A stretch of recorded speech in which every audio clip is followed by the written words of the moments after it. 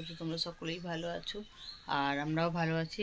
আর এখন বাজে মনে হয় 7:45 মতো। আমি উঠেছি অনেকক্ষণ, ছেলেকে স্কুলে দিয়ে এসে একটুখানি শুয়ে গড়াগড়ি খাচ্ছিলাম, কারণ হেঁটে যাওয়া আসা করে তো কোমরে খুব ব্যথা হচ্ছিলো বলে একটুখানি শুয়ে গড়াগড়ি খাচ্ছিলাম। আর এখন উঠে ঘরের কাজকর্মগুলো করব। বিছনাটা শুধু গুছিয়েছি আর জামাকাপড়গুলো কাচবো। আগে করবো চা খেয়ে তারপরে। মাথাটা মনে হচ্ছে ধরেছে, এত রোদ্দুর না, আর গরমে আর পাচ্ছি না। আর রোদ যা হচ্ছে এখান দিয়ে তো বোঝা যাচ্ছে, দেখো ক্যামেরাটা পুরো ঘোলা ঘোলা আসছে, আর রোদ পুরো যেন মনে হচ্ছে খেতে আসছে। চলো চাটা বসাই, তারপরে করব। ঘরটা শুধু মুছবো ব্যাস। আর রান্নাবান্না যে তেমন একটা কিছু নেই, শুধু ভাত করবো। আগের দিন একটু শুক্তো পড়ে আছে আর মাছের তরকারিও পড়ে আছে, দেখি কী করি। চলো চাটা বসাই। কেমন রোদ উঠেছে,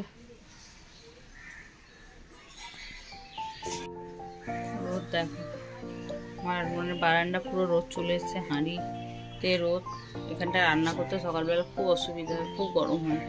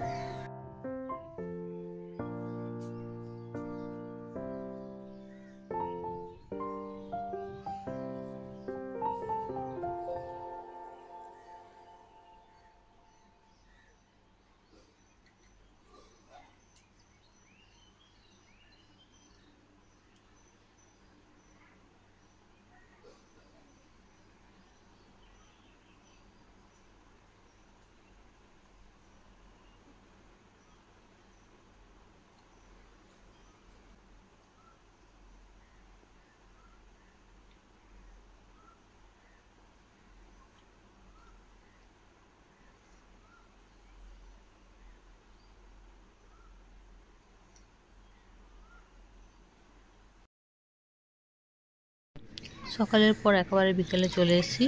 বিকালে আমি একটুখানি রেস্ট নিয়েছিলাম, দুপুরবেলা ঘুম থেকে উঠেছি, উঠে এখন গাছে জল দিচ্ছি। গাছগুলো যা রোদ্দুর উঠেছে, গাছের গোড়াগুলো মোটামুটি একটু শুকিয়েই গেছে। আর ওই গাছটায়, লাউ গাছটা সকালবেলা জল দিয়েছিলাম বলে একটু শুকনো আছে, আর বাদবাকি গাছ দেখো পুরো শুকিয়ে গেছে, মাটি পুরো একদম শুকনো হয়ে গেছে। এখন তো গঙ্গাতে জলও উঠছে না, একেবারে সব শুকনো হয়ে গেছে। আর এখানে পুঁইশাক গাছের কত দানা ছিল, সেই দানাগুলো বসিয়েছি, সেখান থেকে অনেক গাছ বেরিয়েছে। মানে এক জায়গায় পড়ে গেছে দানাগুলো, একটু ছড়িয়ে দিলে ভালো হতো। যাই হোক, যা হয়েছে সুন্দরভাবে হোক। আর এখানে উচ্ছে গাছ, লাউ গাছ, এখানে ফুল গাছ সব একসঙ্গেই রয়েছে।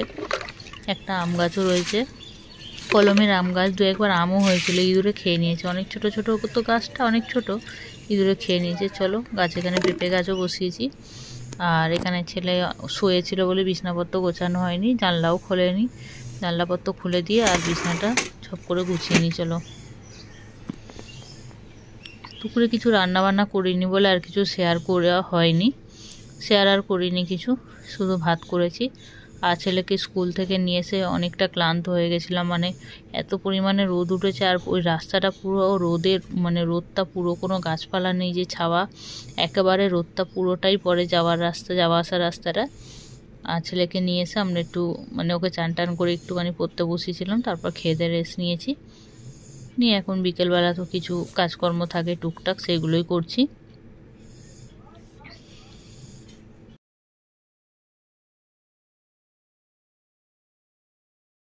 বিছানাটা গুছিয়ে নিয়েছি, নেওয়ার পর বিছানাটা একটু ঝেড়েও নিলাম হালকা ফুলকা করে। ঘর তো সব পরিষ্কার করা, খেয়ে দিয়ে একেবারে আমি ঘরদর মুছেই নিই। আবার যখন আমি মানে ঝেড়েও কিন্তু আমি ঘরদর মুছি, মানে খেয়ে দিয়ে বিছানাপত্র ঝেড়ে নিয়ে ঘরদর একেবারে মুছে তারপর একটু রেস্ট নিই। বিকেলবেলা উঠে তাহলে আর ঘরদর অতটা মুছতেও লাগে না, অত কাজও থাকে না।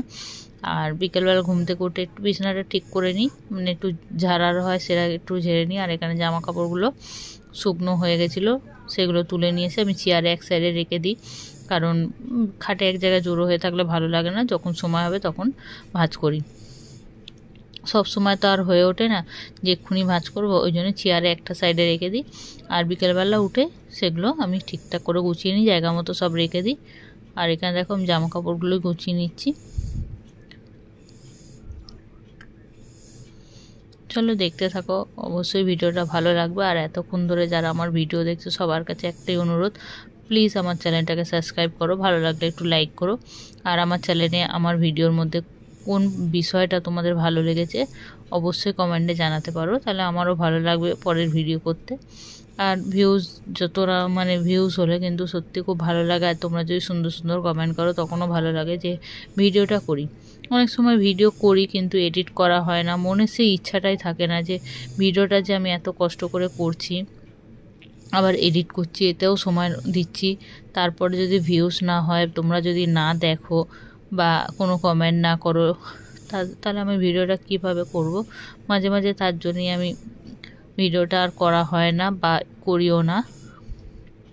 চেষ্টা করি রেগুলার দেওয়ার, কিন্তু এই কারণেই আমি দিতে পারি না। আরও মনটা ভেঙে যায় যে ভিডিওটা করছি কত কষ্ট করে, কত দিন থেকে ভিডিও করছি, আমি কোনো লাভই পাচ্ছি না, অন্তত কিছু ভিউজ হোক তাও তো ভালো লাগবে। চলো এরম করতে করতে তোমার জামা কাপড়গুলো গোছানো হয়ে গেল তোমাদের সঙ্গে কথা বলতে বলতে। আর এদিকে জায়গা মতো জামা কাপড়গুলো সেট করে নিই। এখানে আমরা বাড়ির পরা সমস্ত জামা রাখি। আর নাইটিগুলো এতটা পরিমাণে হয়ে গেছে না, এখানে নাইটিগুলো ঢোকানোই যাচ্ছে না, অনেকটা কষ্ট করে চেপে চেপে নাইটিগুলো রাখতে হচ্ছে। আর এখন পুরাতন নাইটিগুলো কি বাধ্য, বা এই গরমের সময় মনে হয় ওই নাইটিগুলোই পরি,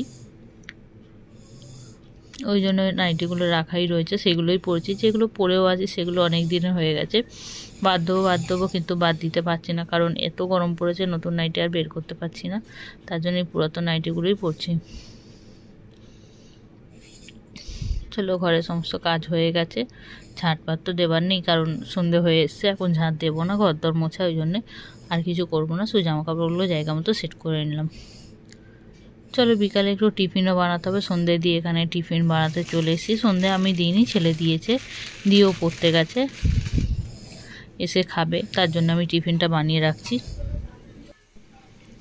এখানে চাউমিন বানাবার জন্য আমি চাউমিনটাকে আগে সেদ্ধ করে নিয়েছি, আর এখানে ডিমটা আগে ভেজে নেবো, তার জন্য কড়াইতে তেল নিয়েছি, সবজিপত্র সব কেটে নিয়ে একেবারে রেডি করে নিয়েছি। এবার চলো করে নিই সমস্ত, মানে রান্নাটা করে নিই। আগে তেলটা দিয়ে দিলাম, তোমাদের ডিম দুটো ভাজবো বলে, ডিমটা ভেজে তুলে রাখবো। চাউমিন তো সবাই করতে পারো, কিন্তু তাও আমি শেয়ার করছি তোমাদের সঙ্গে। আর এখানে আমি ডিমটা তুলে রাখবো বলে একটা প্লেট নিয়ে নিলাম, এখানে দুটো ডিম নিয়েছি, একটা না দুটো ডিম নিয়েছি। দুটো ডিম একটু ভালো করে কুচি কুচি করে ভেজে নেব।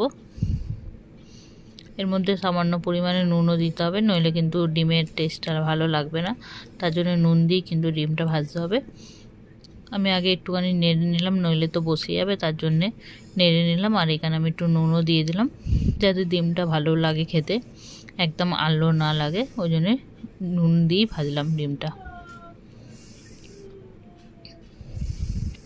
ভালো করে কড়াইটা খুব ভালো করে গরম হলে, তেলটা গরম হলে তারপরেই কিন্তু ডিমটা দিতে হবে, কারণ নইলে ডিমটা ভালো ফোলে না, মানে তেলটাও ভালো গরম না হলে না ডিমটা কেমন একটা যেন হয়, তার জন্য ডিমটা খুব ভালো করে তেলটা গরম হলে তারপর ডিমটা দিতে হবে। আর হাই ফ্লেমে দেখো আমি ডিমটা খুব ভালো করে নাড়াচাড়া করে নিচ্ছি।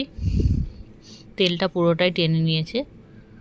খুব বেশি পরিমাণ আবার তেল দিলে কিন্তু চাউমিন একদম তেলা তেলা হয়ে যাবে। চাউমিনটা একটু তেল তেলই ভালো লাগে, কিন্তু বেশি পরিমাণে না।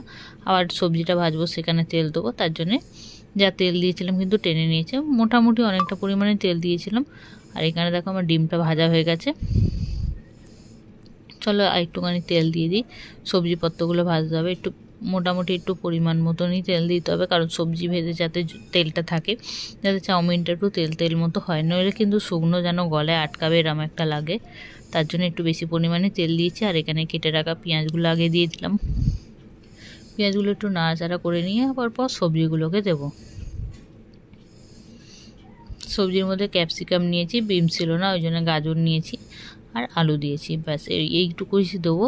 আর ক্যাপসিকামটা দিলে কিন্তু চাউমিনের ফ্লেভারটাই আলাদা হয়ে যায়। সব দিয়ে দিলাম দেখো, খুব ভালো করে এবার এগুলো ভেজে নেব। এক্ষুনি এই পর্যায়ে আমি নুন দেবো না, নুনটা কিছুক্ষণ পর দেবো, দিয়ে ভালো করে ভাজা ভাজা করব। বেশি সবজি দিইনি, আমার ছেলে তো খেতে চায় না, বেঁচে বেঁচে খায়, তার জন্য খুব বেশি পরিমাণে সবজি দিইনি। যেটুকু না দেবার সেটুকুই দিয়েছি টেস্টটা আনার জন্যে। সব সবজিগুলো ভালো করে নাড়াচাড়া করে নিই, তারপরে রেডি হবে চাউমিন। তার আগে তো অনেক কিছুই দেওয়ার আছে, সেগুলো দেবো আগে, এগুলো তো ভাজা ভাজা হোক তারপর।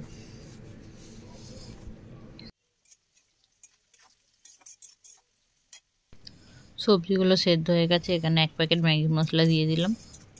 ম্যাগি মশলাটা দিয়ে একটু নাড়াচাড়া করে নেবো। তার মধ্যে কিন্তু সস দেবো, সোয়া সস দিলাম আর টমেটো সস একটু দিয়ে নাড়াচাড়া করে চাউমিনগুলো দিয়ে ভালো করে নাড়াচাড়া করব। এখানে পরিমাণ মতো টমেটো সসও দিয়ে দিলাম। কড়াইয়ের মধ্যে এটা যদি দেওয়া হয় না, খুব ভালো হয় কিন্তু খেতে। একবার আমার মতো করে ট্রাই করে দেখো, খুব ভালো হয়। চাউমিনটা খুব ভালো করেও মিশে যায়। আর এখানে আমি অল্প অল্প করে চাউমিন দিয়ে আগে মিশিয়ে নেবো, তারপর আবার একটু চাউমিন দেবো, এরম করে করে কিন্তু মেশাবো। একবারে চাউমিনটা ঢেলে দেবো না, নইলে কিন্তু ভালো করে মেশানো যাবে না। তার জন্য অল্প অল্প করে চাউমিন দিয়ে মিশিয়ে নেব।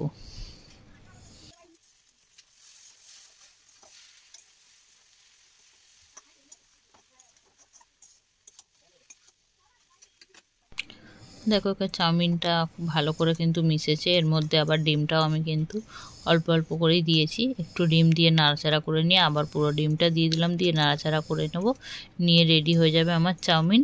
চলো আজকের ভিডিওটা আমি এখানেই শেষ করছি। যদি ভিডিওটা ভালো লাগে তবে একটা লাইক করো, শেয়ার করো বন্ধুদের মধ্যে। ভিডিওটা ভালো লাগলে তোমাদের মধ্যে শেয়ার করো। Thank you for watching. Tata, আজকের মধ্যে বিদায় নিলাম।